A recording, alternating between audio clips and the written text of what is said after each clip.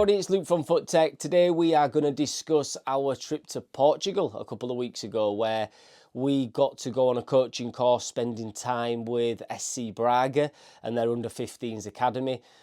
Fantastic experience, some unbelievable things learnt, which we're going to go through today. To be honest, we're still digesting a lot of it. There's just so much to go through, but for today's episode, we thought that maybe putting together 4 or 5 of the general points that we found quite interesting, that we also thought that other coaches and parents might find interesting as well. We've tried to, put it into our terms really, and look at it from that grassroots side of things. So, as I say, loads to go through. We may do another episode with some other points as well, because there was just so much good stuff to take away from it. Some of you that know us will probably know that last year we went on a football coach evolution course, FCE. Raymond Verheijen is the guy that runs this. He's ex-Holland, South Korea, Chelsea, Man City, Barcelona coach, Wales #2. An unbelievable amount of knowledge, and just puts things into terms that just, we've said it before, we've just never ever been on a coaching course where we've learnt so much, and he delivered massively last year, and again this year it's just gone above and beyond. The great thing this year compared to last was we actually got to watch him on the pitch, watch him coach in a session or sessions, and seeing a master at work like that was a fantastic learning experience for us. But then within the week, the whole thing was centered around Louis van Gaal's 35 coaching principles. Raymond worked closely with Van Gaal at Holland, and he has he's put together these principles that he found that Van Gaal had, that applied to football, but also everyday life as well. And it was just fascinating listening to it from a guy at his level that's operated at the very, very top with some of the best players that have ever kicked a football. So just to listen to him and then, as I say, see him on the training pitch was fantastic. So we want to go through some of the general points, like I say, and hopefully these are interesting for everybody listening. The first thing to say would be a big takeaway was there's a difference between experience and knowledge. Sort of big takeaway for us. So they're two different things. You can have lots and lots of experience. Some people listening to this might have 10, 15, 20 years coaching experience, but that doesn't really count for much if your knowledge is wrong. And this is one of the things he tried to drill into us, that you can have all this football experience, you can have coached every age group, you can have done it for years and years and years, but if that knowledge is wrong, then it doesn't count for a lot. Of course, there's going to be transferable skills and transferable things coming from the experience, but it's a massive, massive difference. And this is something we learned, I think, over the last few years, that too many cling on to what they think is right without trying to falsify that and make their knowledge better. And he uses that word falsify quite a lot. We should always be trying to falsify what we're doing as football coaches, in hope of improving it. And we thought back to our time a few years ago when we were big on doing cone drills and individual ball mastery work and things like that, but we falsified it. We realised that actually there's a better way to coach kids. Now, that doesn't mean that all that other stuff was for nothing. There's going to be some learning there, of course, but we wouldn't be doing right by our parents and our children if we knew that there was a better way but then didn't implement that. And that, we were talking about that in the sessions, that is a big problem at the moment, particularly probably in the UK grassroots football world, is that you've got people that either don't expand their knowledge, so they do a couple of courses, whatever it might be, watch a couple of YouTube channels, and they have a set of drills, that's it, they think that's the way, and that's it, that's it forever, no other way of doing it. That in itself is probably a problem. As a coach working with children, you should always be trying to improve, to expand that knowledge, whether that be by studying or getting on different courses and listening to different opinions. But then you've got the other side where you've got people that maybe say, this is our way, this is the way.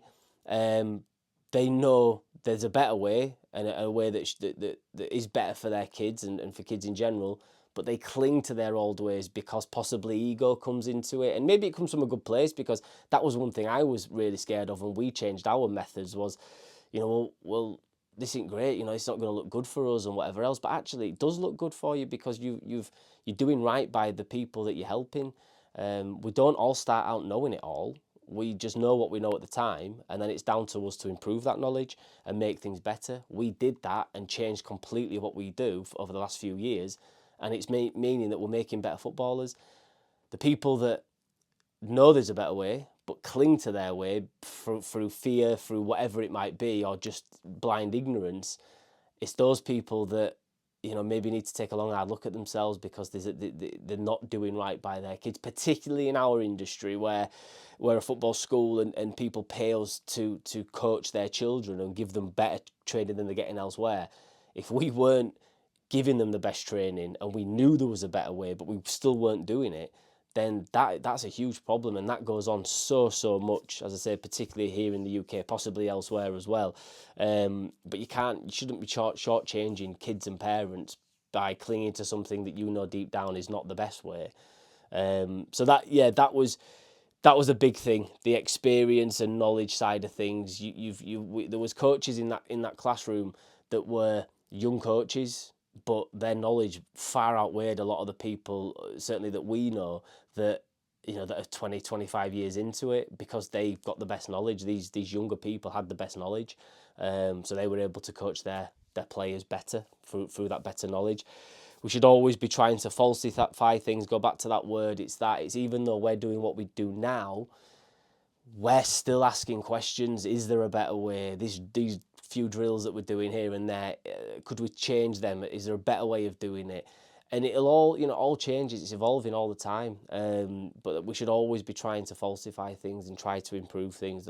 That's what it's about. And I think sometimes people need to take the ego out of it and just accept, look, what I knew at that point, we were doing what's the best things to my knowledge. I've improved my knowledge now, and now we're going to do this. And I think anyone would just look at that person and think, yeah, fair play. That's right. That's how we all learn. This leads on nice to the next point, that even those at the top might not be right. And what I mean by that is that you'll get coaches that are working at pro clubs. They're wearing the tracksuits. They've got the badges. That doesn't mean that they have the right knowledge. It might mean that they've flown through a few football coaching courses and ticked the boxes, and that's it. That doesn't mean they've then gone on to improve their knowledge and try to get better. Big problem this. We got chance to have a Q&A with the Braga Academy team. So there was the technical director that came down for the academy, but then also two coaches who work at their under-16s. They did 19s last year and under-16s this year. Two Portuguese lads that were by far and away two of the most impressive coaches I've ever had chance of chatting with. Their knowledge was brilliant, but I'll come on to that in a second. The way they articulated themselves, the education they get out there for coaching is brilliant. It's absolutely brilliant, because they within the clubs, the coaches can get bought just like players, so they want to put massive amounts of education into them and knowledge, because they know at some point they might get a fee for that. And that's in Portugal, it's all about development and developing players and developing coaches to sell, because that's how the clubs earn a lot of their income. But these two lads were fantastic, absolutely fantastic. They did a big presentation on tactical periodisation. I can never say that word. And it went through sort of a season and how they change their training sessions and stuff like that based on what's going on with the players and what they're seeing on match days. Just went into everything, all the stuff, all the good stuff that's always interesting for coaches and parents to listen to. But that doesn't mean that they know it all. That doesn't mean that they have all the knowledge. And what Raymond did was he listened to their presentation, and then he started questioning them, because he knew that there was elements of their knowledge that were lacking, even though it was in a nice fancy presentation. And so he questioned them in the right way, and to the point where they were like, yeah, I understand that, actually. Great point. It wasn't a throw your toys out of the pram and kick off, we're Braga, we know more than you. It was, yeah, actually, that's a really interesting point. Let's have a look at that, and can we improve on what we do? So, took the ego out of it completely, and just they learned something that day, but it just went back to that point that some people that are at the big jobs or whatever, the academy jobs or whatever, it doesn't mean that they know it all, and it certainly doesn't mean that a grassroots coach knows it all. If we've got parents listening to this with coaches saying to them that your kid's this and he plays here and she should play there, whatever, like, they don't have all the answers, because if the likes of those two lads at Braga, who are the two of the most impressive coaches I've ever met, if they don't have all the answers, they certainly don't. And we were thinking back to some of the coaches in the UK that we've met at pro clubs and stuff, and they couldn't hold a light to these two, really. Just so impressive. So if they don't know it all, then we certainly don't know it all. And I think that was a real big point to take away. It doesn't matter where you are, you don't always know everything. We use that point as well. We've said it once or twice, that particularly when you start looking at things like development centres and stuff like that, where parents are, sending the kids on the proviso, they're going to be hopefully getting some good coaching and good feedback and what have you. Again, it's the best coaches that are available on a Tuesday at 5 p.m. Doesn't mean that A, they're good, and B, they know it all. So just bear that in mind, and look at things objectively. Point 3, the brain. We spent a lot of time talking about the brain and about how we're conditioning young players, how we're conditioning children in football. And pretty generally, when a player does something, they don't really know why they've done it.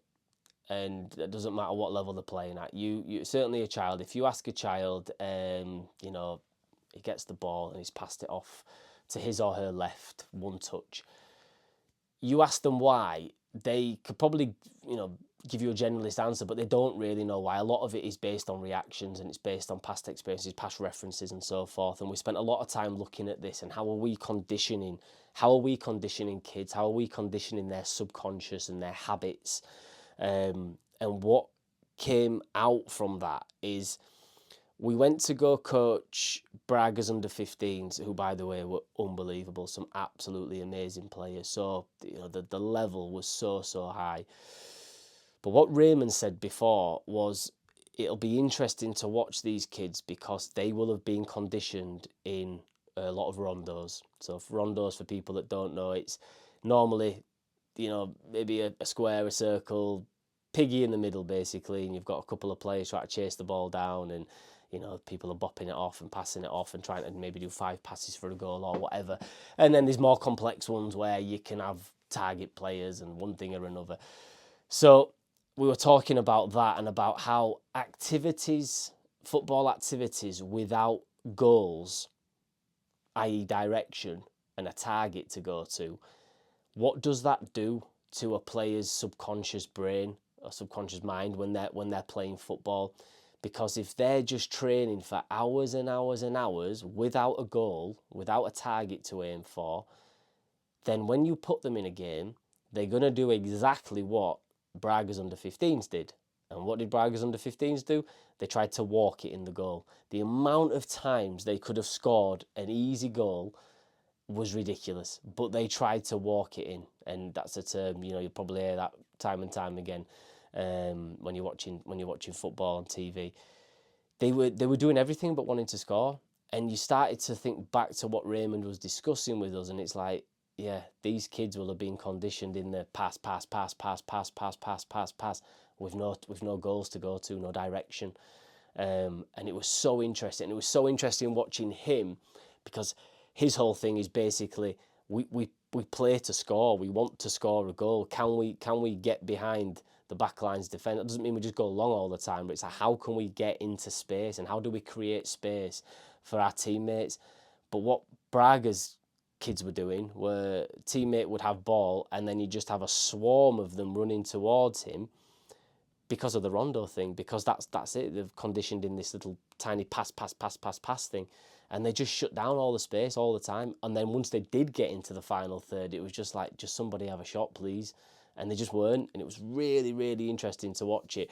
And Raymond, by the end of it, I think he had 3 sessions with them, and you could see, I mean, they were high-level players, and clearly the football intelligence was high in a majority of cases, because you could see that they were starting to get it, they were starting to make the runs, they were starting to pull defenders away, to create the spaces, and it was brilliant to see, like I said before, a master at work. And he only had, I think 3 hours with them in the week, but by that 3rd hour, they were starting to get it, and it'd been really good to see him over like a 6 to 10 month period with them. It'd have been unbelievable. But it goes back to this thing, and from a grassroots coach point of view, and for a parent listening to this as well, if your child is not improving, it's looking at, well, what are they doing at their training sessions? What types of things are they doing? Are they doing activities without goals? Are they doing individual work that don't really transfer to the game? Coaches, if you're watching this, rondos, you know, it's been a buzzword for a while now, but you're using them in the right way. There's books and all sorts on rondos, but are you using them in the right way? Have you got goals to go to and things like that? If you're just doing activities without goals, then what are you doing to your team? Don't get mad with them on a Sunday if they're trying to walk that ball in the goal when an easy shot was available, because if that's all they're doing, little pass exercises with no goals, that's what you're conditioning them for. That was a massively interesting takeaway from this, and we got rid of that side of things a while ago, the rondos. I was a big fan of them, big fan, loved it, and loved it as a player as well. But I think really, it's looking back now, it was just a fun thing to do before training, or a fun thing to do before a match, just to get warmed up. The transferring wasn't really there, because you need goals. That's the game. That's the game of football.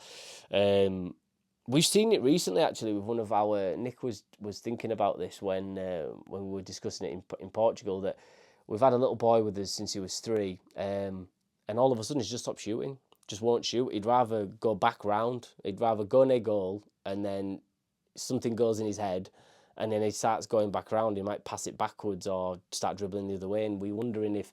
We know that he's doing other training elsewhere, and he's only just started in the last few months, and we're wondering if that's what's happening.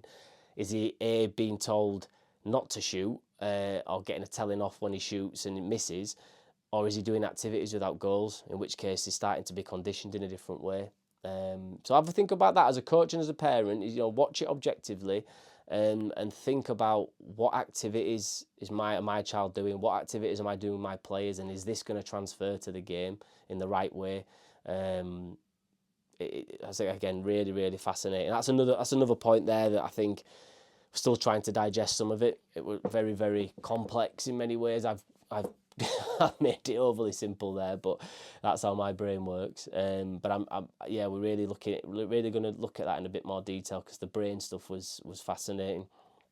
A question we got asked, I think, on day 2 was, what is the difference between a top player and the rest? And so, the usual stuff came up, the technique and blah, blah, blah, blah, blah. What it boils down to is space and time. So the top players, the best players, and whether that's a Premier League player or the best player at grassroots or whatever, they can do all of their football actions, their passing, their dribbling, their shooting and so forth. They can maintain a high level of all those little things with less space and time than others. They need less space and time than the players that are maybe at a lower level, who need more space and time. And that's not the area of the pitch or whatever. It's the players that they're playing against. So these players, these higher level players, can maintain a high standard of football action regardless of who they're playing against. So when they're playing against better players, they can maintain that high standard, okay? And that got us thinking a lot, really, because he was discussing home training and how, people are being told, train at home, that's going to make your kid better at football. Get some one-to-ones, that's going to make your kid better at football. But getting better at football is being able to do the shooting, the passing, the dribbling and so forth with less space and time. You can only get better at football if you're able to do all of those things with less space and time. That's the idea. And so you'll understand then that it's fairly impossible to get good at football just by doing home training or by adding a few one-to-ones every week or whatever. It boils down to being able to do these things against players that are going to give you less space and time when you have the ball. Really, really interesting thing to think about there, because we have this conversation so much, particularly about one-to-ones. We try to tell parents that one-to-ones are fine, they have the place, but only for some children. It's normally the children that are getting 3 or 4 hours in elsewhere of good quality group training. If they're getting that, then yeah, one-to-one, fine, it can come down and it's going to get some reps in, and it's getting reps with feedback and stuff like that, which is fine. But we're quick to point out, even to those players, that this will not make you better at football. It's the other stuff that makes you better at football. This can help with your kicking actions and so forth, but it doesn't matter unless that can transfer to the game. So anyone listening to this that's looking for that silver bullet, you know, a one-to-one session, or I'm going to take them to I don't know, to sprint coaching, to whatever. Getting better at football is being able to do the football stuff with less space and time. So how do we do that? Well, okay, let's say we've got a player at our sessions who is head and shoulders above his or her group. Then we'd expose them to the next group, whether that be straight away and just put them straight in there. This is like the higher age group, maybe the higher ability group. Put them straight in there, or we overload them gradually. So maybe they'll do an hour for a month, and then 2 hours the next month, and 3, and then you know, straight into it, whatever it might be. So if you're a parent listening to this that's looking to help their child get better at football, and they're only training 1 hour a week, then find them good quality football coaching elsewhere in a group setting. If you're training 1 hour a week and then doing 2 or 3 one-to-ones, that's not going to make them better at football. It's the group stuff that makes them better at football. And then the other thing to think about this from a coach's point of view, and like we hammer this, and we have been hammering it so much, we get quite a lot of abuse online for it as well, is if you've got players, a group of players, for an hour a week as a grassroots football coach, do the things that's going to make the biggest difference. And that is playing against each other with goals. So don't do the cone drills, don't do the ball mastery and so forth, because hopefully now you understand that getting better at football is being able to do all the things in a football match with less space and time. So you don't need to do all the other stuff. You only have them an hour a week. Is there a place for it, for home training, for one-to-one training? Yes. Is there something they are learning? Yes. But does it get them better at football? Massive, massive question mark. And is it better than a group session? No. It's got to be the right group session with the right ability level and good coaching, obviously. But the group stuff is where the magic happens. That makes them better at football. And as I say, of course, there might be some learning there, but you've got to think, if I think what the problem is, people listen to pros, people listen to ex-pros talking about, yeah, I used to stay back and do this and I used to do that. But the question would be, did they get better at football because of that or in spite of that? Because I wouldn't mind betting the thing that actually made them better at football was the group stuff, was the stuff that they were doing with other players, with and against other players. Maybe there's a little bit of confidence boost with the home training and one-to-one stuff and whatever, but the stuff that made the biggest difference was the opposed stuff.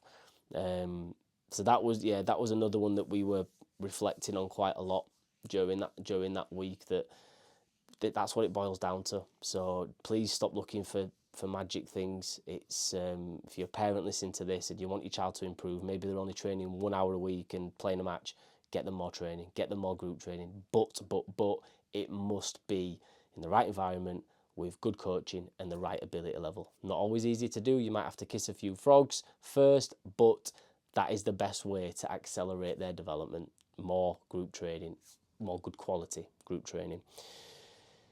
Last thing, the Braga coaches, the 2 guys that I mentioned before that we were really impressed with, they spoke about how they develop their players, and it's not just the physical side, it's the social and so forth. And they spoke about emotional control, because they said that they need to be able to handle their emotions, whether that's handling losing, handling winning, handling a bad tackle, whatever it might be, handling the competition side of things. And so they expose them to that, but they overload it gradually. Like I said before, with how you get better at football, they overload it gradually. It's not just throwing them into it and making it really, really competitive immediately. And I think for us in the UK that we've now, there's a lot of people that don't like the non-competitive side of things and stuff like that. And like we say, it's not that it's not competitive. It's just that we as adults don't need to get on their backs and make it more competitive. The kids make it competitive themselves. Of course, winning matters. Losing, they need to learn to lose. If we stop having a winners and losers, it stops becoming a sport. So of course we need that. It's the problem is that when grown-ups get involved and make it all about that, that's when damage happens, and that's the issue. But going back to this, it's exposing kids to things that maybe do push them out of their comfort zone a little bit, where they do have to. Developing emotional control is not just something that happens overnight with a click of a finger. It's going to be a learned skill. And so what can we do as coaches and parents to expose them to just, maybe tiny bits of discomfort here and there? They lost the game. Fine, let them lose. They didn't win a medal. We don't need to complain and try and get a participation medal just because we're gutted for them. They're upset they didn't win a medal. It's like, no, they need to learn to deal with that, and it's better that they learn these little things now to help them when they get older than we just try to. We don't want them to be upset at all. We don't want them to suffer any sort of discomfort. And then once they get into the real world, it's going to become a lot harder for them. So I really like that point and this was probably, it did explain as well that this is not just in a sporting context, because they know that a high majority of those kids that they've got, as good as they are not going to play professional football. So it's preparing them for later in life, and being able to handle your emotions and have that emotional control is a big skill to take into adulthood. And I'm wondering, with all the kids that we meet, with all the schools that we're in as well, doing the PE sessions, we're meeting a lot of children now, and you start to think, you look at some kids and they've not really developed that skill yet, and that's probably for us as coaches and parents to control, not leave it to somebody else. We need to be prepared to expose them to these little things just to help them as they get older. So that's it. I appreciate it. I'm still trying to digest it all, like I say, because we had so much. I've got half a book full of notes to go through again, but there was just so much good stuff there. If you're a coach listening to this, I highly recommend the courses. Raymond's got books out and stuff like that. You could maybe start there. We're not affiliated with him in any way, by the way. We don't get any commission or anything.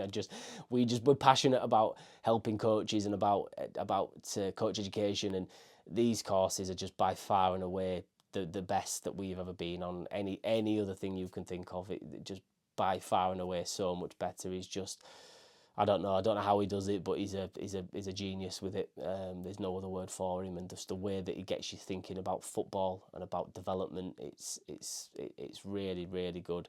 And it was just unreal to see him see a guy at that level coach kids, and what he sees. Yeah, you can only aspire to get to that sort of level, but it's just fascinating watching somebody like that operate. So yeah, hopefully that makes sense. We might do another one and go through some more of the points, but there's just loads to take away. Like I say, I think I'd be here all day. But as we always say, if there's any coaches, parents listening to this that wants any advice or talk more about what we've discussed today, just drop us a message. Thank you as always for listening, and we'll see you again soon.